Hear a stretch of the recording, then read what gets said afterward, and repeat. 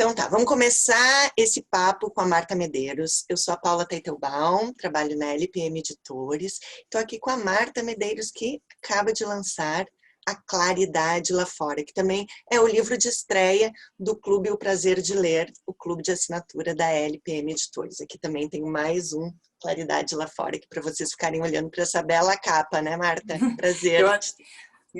Prazer eu aqui que está conversando. Estou muito feliz com esse livro, eu estou adorando essa capa. Essa capa está muito classuda, muito madura. E é engraçado porque meus outros livros, os livros anteriores, eles são muito coloridos, muito pop, que eu adoro também, né? Que eu adoro também.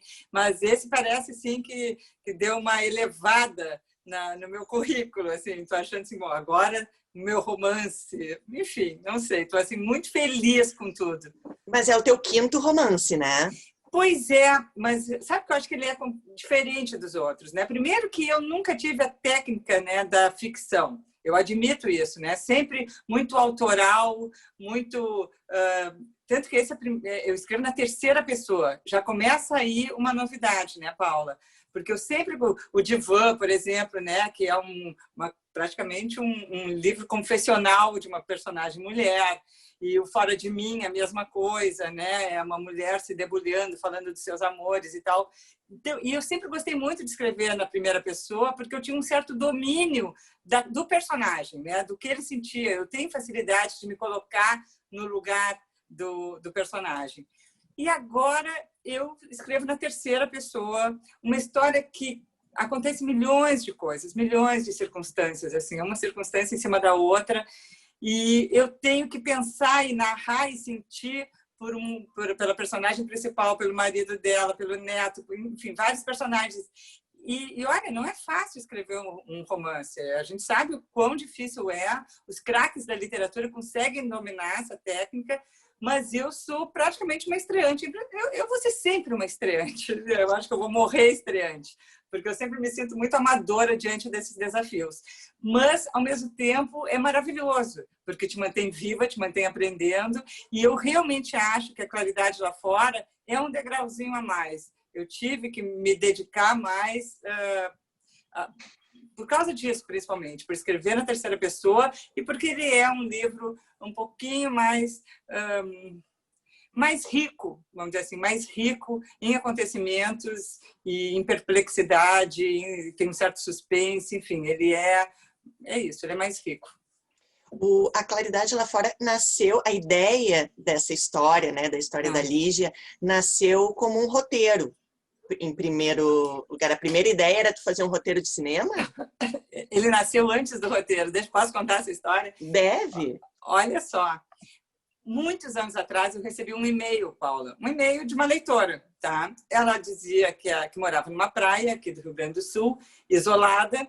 Ela já estava assim, entrada na terceira idade, já devia ter uns 60 e poucos anos. Na verdade, é a idade da minha personagem, a Lígia.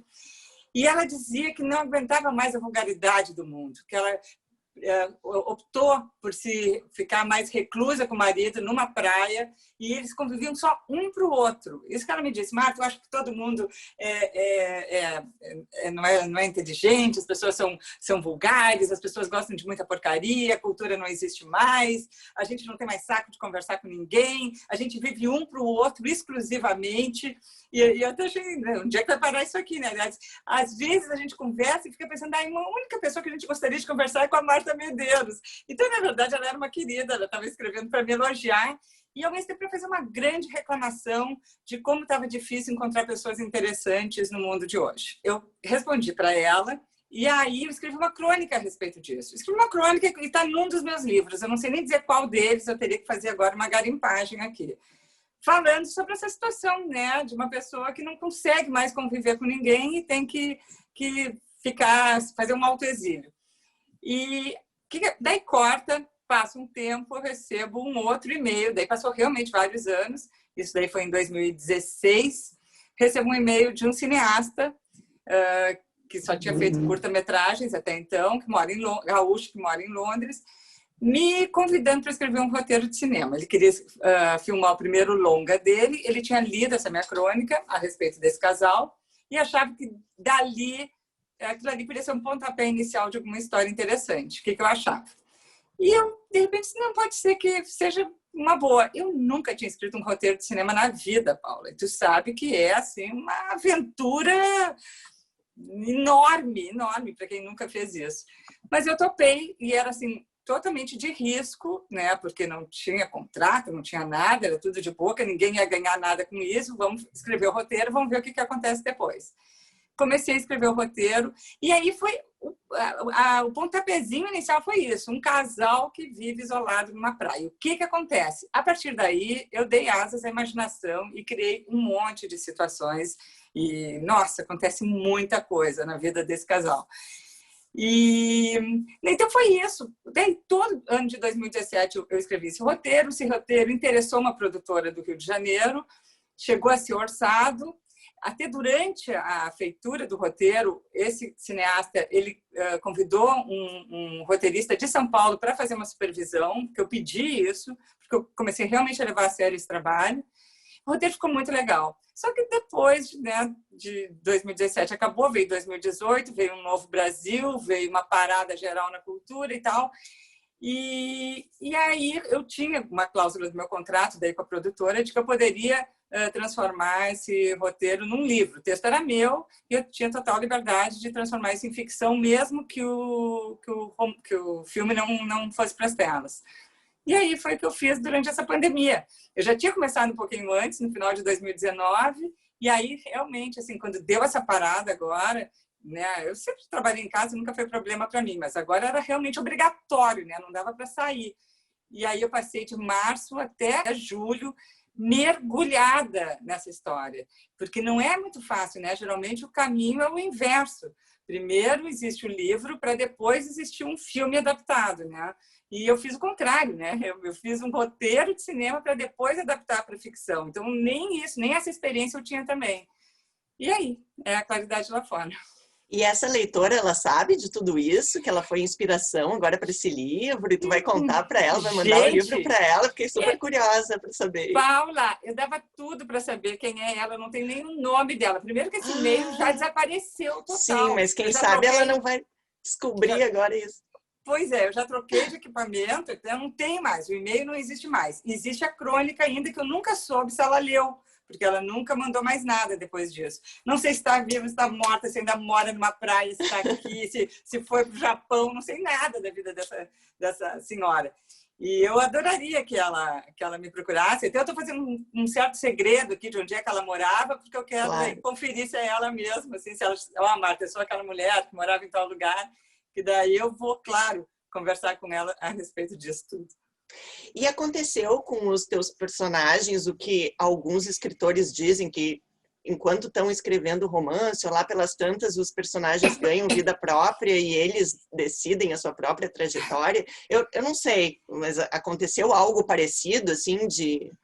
Acontecia quando eu escrevia completamente solta os outros livros de ficção meus que começavam, né, um parágrafo e eu não sabia onde é que ia acabar aquela história. Agora foi completamente ao contrário. Agora eu já tinha o esqueleto do livro montadíssimo.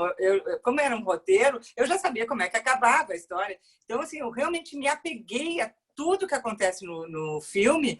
Claro que quando tu escreve um roteiro, Paula, tu está escrevendo descrição de cena e diálogo. Descrição de cena e diálogo. Tu não tem como preencher com muito sentimento, em termos de literatura, né? O roteiro ele é muito cru. E é claro que daí o que vai dar o sentimento, o que vai dar a filosofia, a sensibilidade, tudo mais, vai ser através das imagens, da música, da edição. Mas agora não, só tenho palavra, né? Então aí que foi o grande barato. Mas foi diferente. Agora eu fiquei realmente presa à história e adorei a experiência. Antigamente eu achava que isso seria limitador, justamente porque eu gosto de começar um livro e deixar o personagem me conduzir um pouco. Mas eu já tinha tido essa experiência antes. Agora, mais presa a uma ideia fixa, eu fiquei muito mais segura. Claro que eu preenchi, eu coloquei mais coisas que não estavam no roteiro antes, mas tudo seguindo uma linha lógica de acontecimentos e acho que isso fez bem para o livro. Tem, além dessa tua leitora, tu inseriu características de outras pessoas que tu conhece? Como tu construiu esses personagens, assim, seja por roteiro, seja por livro, assim, tu usou gente que tu conhece, tu usou... Como é que tu montou? Teve uma coisa muito legal, porque quando eu escrevi o roteiro, eu tinha já a ideia de 2 atores, pelo menos, principais, ela e o marido. Quem? Não, vou dizer. Eu cheguei a conversar com eles e eles, porque, né, o projeto acabou entrando numa produtora e tudo, avançou, né? E aí eles me deram a anuência de que pode dar o meu nome. Eles nem conheciam o roteiro e disseram, não, pode dizer que nós vamos fazer, só viam assim muito por cima. Ela é a Regina Braga, atriz. Claro, mulher, tudo a ver. Tudo ela a ver. É perfeita. Tudo a ver.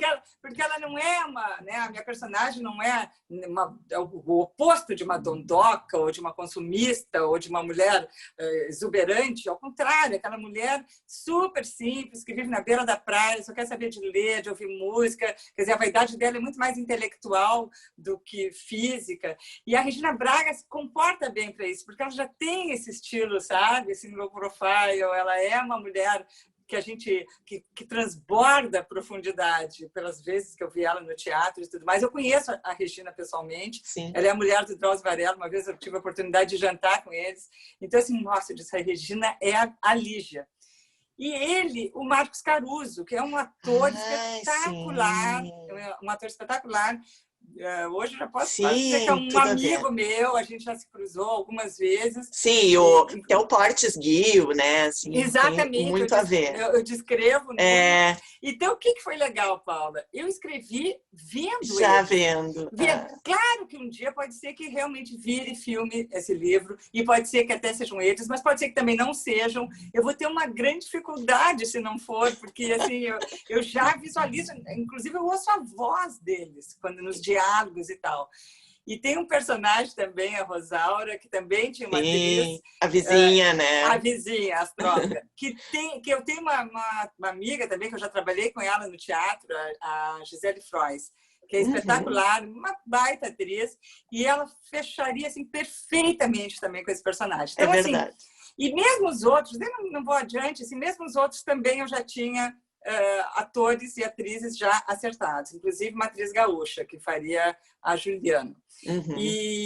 Só que, assim, vamos ver o que vai acontecer depois, mas isso me facilitou muito. Então, assim, eu não fiz baseado em ninguém que eu conhecesse, o personagem não está baseado em alguém que eu conhecesse, mas a descrição física, sabe, do personagem existe na minha cabeça. Isso foi muito bom, porque na hora de descrever fisicamente, e mesmo o gestual deles, eu já enxergava a cena.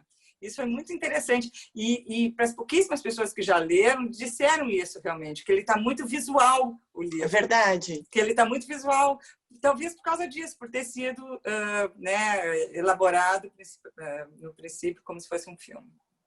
Não, e é assim, tu consegue realmente enxergar os personagens, né? Entender eles. Tá muito legal, assim. Apesar isso é muito bom. É muito bom. E tu deve estar ansiosa para saber o que as pessoas vão achar, né? Muito, muito, muito, muito. Porque quem leu, na verdade, sim, foi a minha mãe, foi meu namorado, quer dizer, muito próximos de mim e já acompanharam também todo o meu processo de criação, estavam super ansiosos. Agora não, eu quero uma leitura mais fria, mais distanciada e crítica, inclusive, obviamente, uma leitura crítica de pessoas que não conhecem nada da história, que vão receber esse livro sem saber de nada. E vamos ver o que vai rolar, assim. Mas eu já cumpri o meu projeto, tu entende? Que depois que a gente dá o ponto final e resolve que está pronto, nossa, é um parto, né? Quer dizer, pronto, acabou essa gestação, agora vai para o mundo e eu já estou começando a pensar em outros projetos. Claro. Outras coisas, assim, que me ocorreram também, que eu fiquei curiosa, é que, claro, tu faz muita referência ao francês, o Jérôme, né, francês, eles moraram lá. E assim, tu, Marta, tu tem alguma ligação com com a França, franceses, com a língua? Tem alguma paixão por Paris? Eu tenho uma paixão pela cultura francesa. Tem tem alguma coisa ainda muito sutil no livro sobre a época do Sartre, da Simone de Beauvoir. Tem um espírito um pouquinho existencialista, né? Mas claro, mas de uma maneira, claro, superficial, nada muito profundo. E eu sempre achei interessante os anos 60, né? O final dos anos 60, o início dos 70 em Paris, né? Aquela efervescência cultural, política.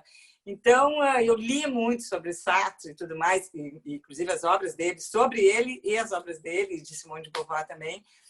Até, na verdade, eu sempre fui muito mais londrina que parisiense, em termos de paixão. Mas o cineasta ele era casado. Quando a gente estava conversando, ainda ele era casado com uma francesa. Eu cheguei a Londres, eu estive na casa dele, conheci a mulher dele. E ele tinha um grande amigo, ator francês.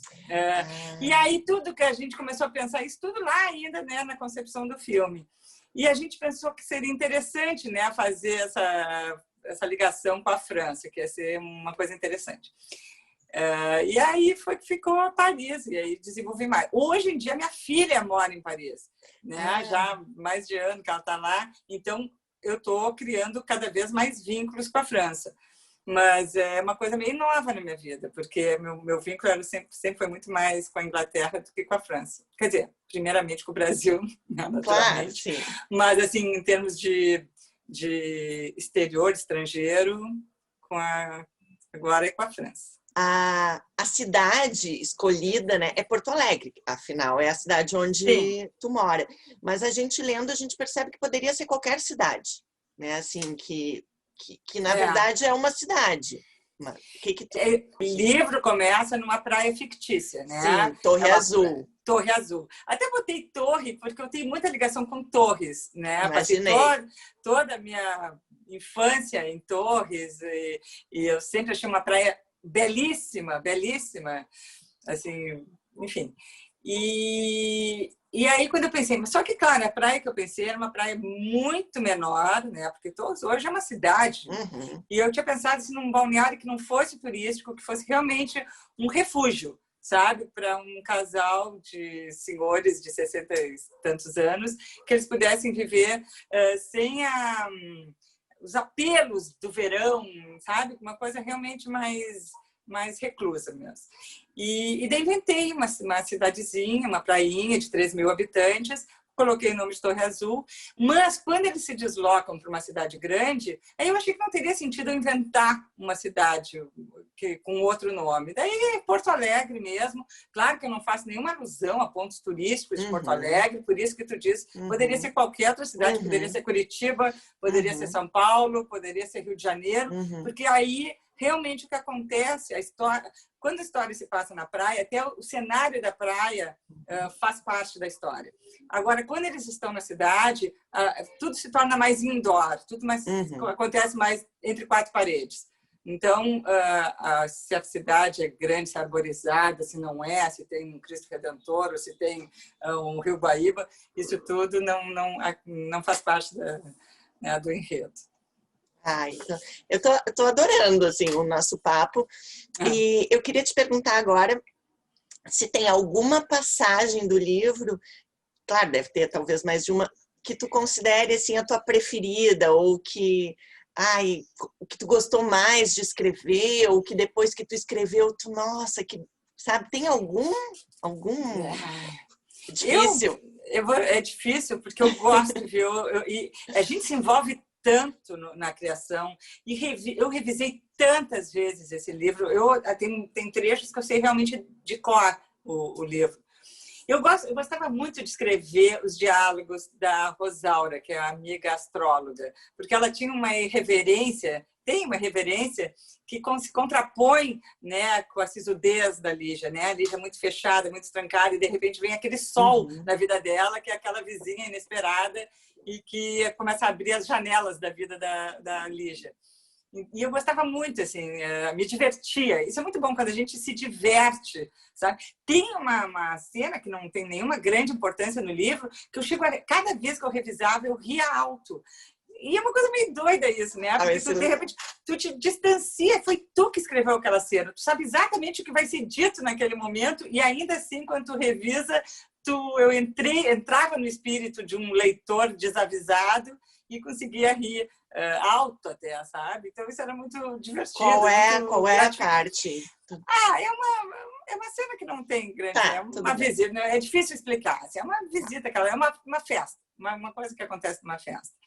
Mas eu acho muito bacana, realmente é o final do livro, sabe? Os últimos 5 capítulos, que é onde realmente alguns segredos se revelam, alguns sentimentos se explodem, e daí é tenso, né? Isso é muito tenso escrever isso, porque a gente tem que estar num controle de tanta coisa, né? De não extravasar demais, mas ao mesmo tempo não ficar tão retido a ponto de não permitir que a emoção apareça, e aquele medo, né, do clichê, o medo de ficar piegas, o medo de não ser verossímil, talvez a coisa mais importante, né, o verossímil, porque ali eu estava tratando, e eu não vou dar spoiler aqui, de um assunto que eu pessoalmente não domino, que eu não tenho vivência. Então, isso tudo foi difícil, assim, né, porque na verdade...